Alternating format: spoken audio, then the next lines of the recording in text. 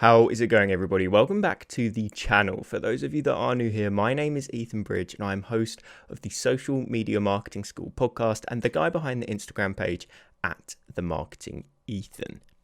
Now, when it comes to growing an audience on Instagram, in my opinion, there is a right and a wrong way to set up your profile. When I speak to a lot of people, they are doing the hard work. They're putting in the engagement. They're posting daily content to attract as much attention and reach as possible to their page. They're getting people to visit their page, but then nobody is clicking that follow button. They can't get them past that final hurdle. Now, throughout my journey of building a personal brand on Instagram, I cannot even begin to tell you the amount of different strategies and tactics and little tweaks I've made to my page in order to maximize my follower conversion. That's the number of people that visit my page to the number of people that actually click my follow button. I've tested all of these different things and I've come to a conclusion whereby I found the formula that's brought me the highest percentage. And there are different components that make up a high follower converting profile. And that's exactly what I want to talk through in today's episode. So I'm going to talk through 5 different things. But these things I talk about, they're also going to help in actually getting people to visit your page in the first place. We want to increase our reach as much as possible, but then we want to combine that with the factors that are going to help convert those page visitors into followers. So I'm going to talk through 5 different components. I'm going to talk through your profile picture. I'm going to talk through your username and display name. I'm going to talk through your bio, your highlights, and then finally just a short segment on the end about your content itself. So without any further ado, let's just dive straight into the profile picture point. You've got to remember that when people are searching for your page or stumbling across a certain niche or they're seeing people in the suggested for you tab, your profile picture is one of the main things that is going to try and help your page, your account, stand out amongst the other creators that are being shown. For example, if somebody was searching social media marketing or Ethan for my personal page, my profile picture is going to be the thing that separates me from everybody else that shows up in that search. If my profile picture isn't of a high quality, doesn't show me or showcase my brand in a professional, high quality manner, then people aren't going to select to choose my page over somebody else's. This profile picture point is primarily important for the suggested for you tab. If you don't know the suggested for you tab, when you follow someone else's account, Instagram is going to suggest other pages that are similar to the one that you have just followed. And all it essentially shows is your profile picture enlarged with your username underneath with the option to hit follow or not. If your profile picture is professional, shows your face, shows that you are welcoming, invites people to want to come and visit your page, you will stand out amongst the rest of the competition that are being showed amongst that suggested for you tab. So number 1, your profile picture should stand out. Take a quality headshot of you if it's a personal brand page. You can even change the color of the background of that picture to suit your personal brand colors. If you are a business, make sure that your logo is clear, it's sizable, and it does stand out amongst the people that you're going to be competing with, because if it doesn't, people aren't going to want to visit your page over the other ones that are being showed in the suggested for you tab. So tip number 1, make sure your profile picture is on point. It needs to be clear. Please don't make it blurry. If it's blurry, no one is ever going to click on it. So clear, professional, and make sure it stands out. Moving on to your username and your display name. So people are going to have conflicting opinions on this, but I'm going to give you the reasoning behind why I chose my username as The Marketing Ethan. When it comes to social media, in my opinion, people need to be able to find you no matter whether they know your name or not. So, for example, if people know my name is Ethan, they can type in Ethan and I could potentially show up. But if they aren't looking for me via my name and they're simply searching a niche, for example, they want to find content on social media marketing or marketing, they can also find me because my name is The Marketing Ethan. They know my name, they can find me. If they just want to find content on a niche, they can find me as well because I've got marketing in there. So when you are picking your username, I would recommend that you have your niche within that username so that it works within the SEO, search engine optimization, so that when people are searching, they can find you whether they know your name or not. Now, if you are a personal brand page and you're looking at this long term, sure, going for solely your name is also a very sensible idea. It is down to you, whatever one you may find preferable. But if you do go for your name and your name only, your display name is where you need to ramp it up a little with regards to the search engine optimization. Your display name is the one that sits just above your bio. It's the bold text. So this can be changed within your profile settings, but this also works hand in hand with your username so that people can find you within search. So if you look at mine is Ethan, and then it's got a bullet point, social media marketing. Again, this works quite well with my username. Again, I'm reinforcing the fact that my name is Ethan. If people want to find me via my name and my name only, they can find me because Ethan is in there. But if they are looking for content on social media marketing, if they type social media marketing into the search on Instagram, my page will also show up. And I'm also reinforcing that keyword of marketing, the one that is in my username, because that is also in my display name. So someone types in marketing, I've got marketing in my username and marketing in my display name. As my account continues to grow and I get that more engaged audience, I have a higher chance of appearing for that keyword in the search. But I'll also show up if people type in social media marketing. I feel as if I'm kind of repeating myself here, but I'm trying to reinforce the fact that these things work hand in hand when people are trying to find you in the search on Instagram. You need to have the keywords somewhere for the niche that you create content on, either in your username or your display name.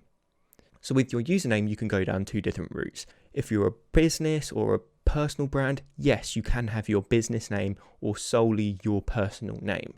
Or you can go down the route of having your niche in there as well with your first name, for example, like mine, The Marketing Ethan. But then you need to reinforce that in your display name, the bold one that sits just above your bio, by again having the keywords from your niche and your first name. That way people can find you by using your name or by searching for the niche that you create content on.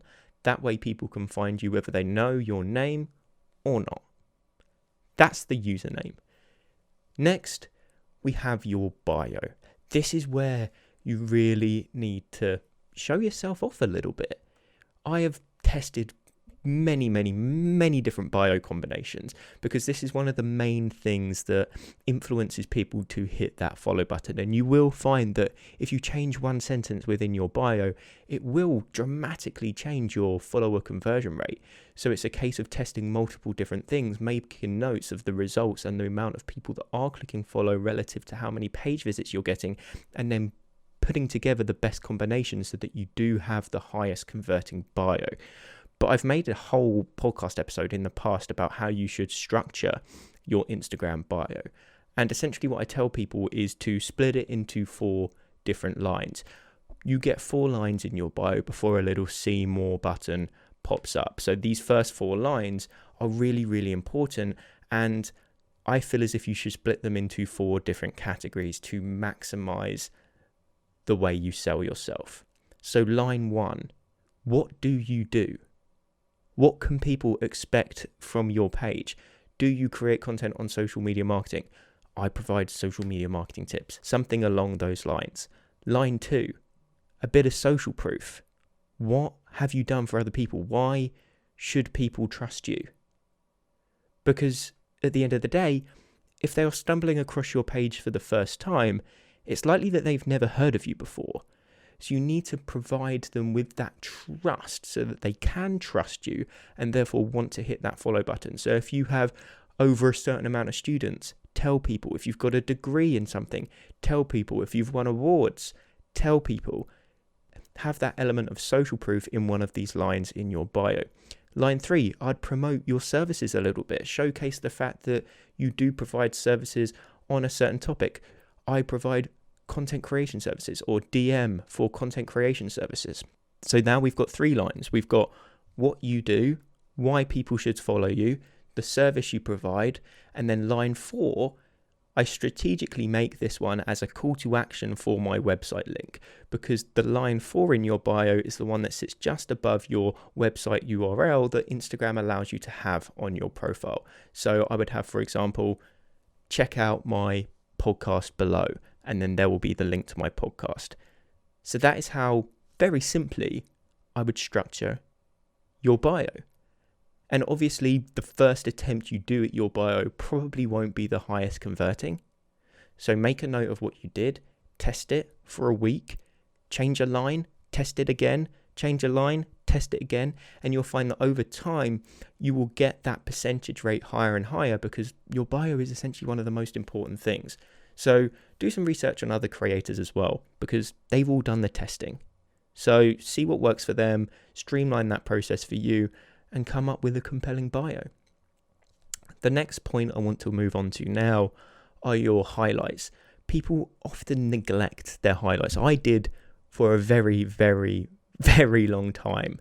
And it wasn't until a couple of months ago that I did sit down and record some proper highlights for my profile. So I would instantly say, if you go onto an account that does have highlights and an account that doesn't have highlights, the one that doesn't have highlights simply looks incomplete, in my opinion. It looks very unprofessional. So having highlights about anything could be helpful, but you could create your highlights in a way that are beneficial to you, your business, and your following, essentially. So a lot of people will just use highlights as a place to showcase their best content. But in my opinion, that's not very strategic. Highlights can be a great way to convert people, sell your product or service, let people know more about you. And that's why I say that you should structure them in a way that they do so. So if you go on my page, for example, my very first highlight is an about me. If people don't know who I am and they're visiting my page for the first time, that highlight is there. They can click on it and watch it and learn about me, what I do, what they're going to get from my page, and why they should follow me. If they don't want to read my bio, they can just click on that and listen to me personally. It's a video of me talking, a professional video. It's recorded on a proper camera rather than me just holding up my phone. And I feel as if that is a really good invitation as soon as somebody comes to my page. I then have my product or service. I have my Instagram Mastery Bundle, which I promote. I have highlight on my podcast. And over time, as I curate more and more testimonials, I will begin introducing a testimonial highlight.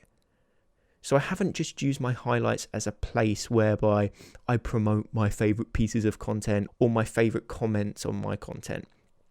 Instead, I've used them strategically to help people get to know me, promote my business, promote my podcast, and then I will eventually have that testimonial highlight, which will help build that trust for when people first visit my page, or that trust for if people want to buy my product or services. So do not neglect your highlights. Don't waste them just promoting your content.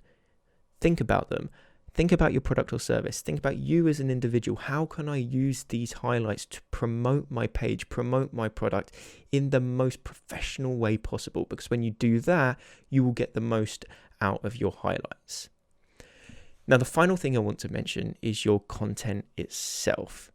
A lot of people will just throw content together and hope it works. But especially in the entrepreneurial niche, you've got people like Gary Vee, who will just post 5, 6, 7 pieces of content a day, which he can because he has a whole army of people creating content behind him. But if we are personal brands, we don't have the ability to do that. So we can't essentially copy his strategy. Many people will look at him and go, oh, he does really well. He's got 8 million followers and therefore I'm going to follow exactly what he does. It won't work for you. 1, he is who he is. 2, he has got people that produce all his content for him so he can post 8 pieces of content a day. You can't do that, most likely. Maybe this is just a side hustle for you at the moment that you only have an hour or 2 a day to spend on. You can't produce 8 pieces of content a day that are high enough quality to warrant that time. So instead you have to think about different ways to succeed, to excel. And in my opinion, that means you have to have a nicely curated, put together feed so that when people do visit your page, it does look professional. With his, yes, it's scatty and all over the place, but he can get away with it because he is posting really valuable content like 8 times a day. It's a different strategy that he's going for. If you're posting 5 to 7 times a week, so you're posting what he posts in a day essentially, but in a whole week, you have to go about things in a different way. You can be more professional, you can be more articulate with what you post, and therefore I feel as if you have to have a theme in the content you produce so that when people do first visit your page, they're sort of taken aback a little bit by how nice it looks, how high quality your content seems at surface level, and that sort of pulls together your page and makes it look as professional as possible. Now, I'm not going to talk too much about content because this could be a whole series of podcast episodes in itself. So I am going to just sort of round up that point there just by saying that, yes, I would pick a theme. I would have brand colors. I would try and make your feed look as aesthetic as possible so that when people do first look at your page, that first sort of judgment, they are going to judge a book by its cover when they first visit your page if they haven't seen you before. There's so much competition out there. You've got to stand out straight away. And to do that, your feed needs to look somewhat aesthetically pleasing. So have a theme, have some brand colors, have some consistency within the content you create. And that way, when people look at your page, it will look as professional as you can make it. And that rounds up pretty much all of the pillars, the core pillars of things you need to think about when you are creating an Instagram page so that you are optimizing it for reach and optimizing it for follower conversion, converting that reach into followers. So just to recap, we had your profile picture. Make sure it's professional. We have your username and display name. Make sure they work together to benefit you throughout search. 3, we had your bio. This is a really, really important one. Go back and listen, or go back and listen to one of my podcast episodes in the past where I solely talk about structuring your Instagram bio. Then we had highlights. Do not neglect your highlights. Create highlights in a way that will benefit you the most. And then finally, we had a short conversation on how your content theme and the way it looks can benefit that follower conversion. And that does wrap up today's episode of Social Media Marketing School. If you did enjoy, I would really, really appreciate if you did hit that subscribe button, hit that follow button, and turned on post notifications. That way you will never miss a video when I post one. But I did just want to mention that this is a part of my podcast series, Social Media Marketing School, and the audio version of the podcast is the place to be because I release this content a lot sooner over there than I do here on YouTube. So I will leave some links in the description below. Head down there and make sure you subscribe. But if you've got any questions with regards to anything that I've mentioned, please just reach out to me on Instagram at @themarketingethan. Send me a DM and I'll make sure I get back to you no matter what. But if you have made it to this point in the video, I just want to finish off by saying thank you for tuning in, and I will see you in the next one.